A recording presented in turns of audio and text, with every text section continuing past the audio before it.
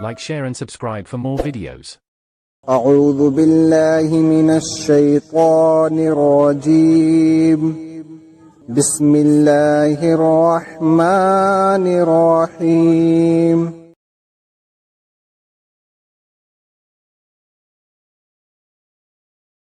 حدثنا موسى بن إسماعيل قال: حدثنا أبو عوانة قال: حدثنا موسى بن أبي عائشة قال: حدثنا سعيد بن جبير عن ابن عباس في قوله تعالى: لا تحرك به لسانك لتعجل به.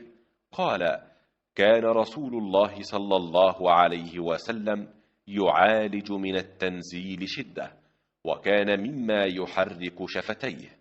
فقال ابن عباس: فأنا أحركهما لكم كما كان رسول الله صلى الله عليه وسلم يحركهما. وقال سعيد: أنا أحركهما كما رأيت ابن عباس يحركهما، فحرك شفتيه. فأنزل الله تعالى: لا تحرك به لسانك لتعجل به إن علينا جمعه وقرآنه.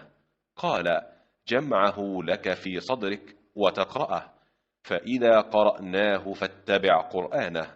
قال: فاستمع له وأنصت، ثم إن علينا بيانه، ثم إن علينا أن تقرأه. فكان رسول الله صلى الله عليه وسلم بعد ذلك إذا أتاه جبريل استمع، فإذا انطلق جبريل قرأه النبي صلى الله عليه وسلم كما قرأه. Like, share and subscribe for more videos.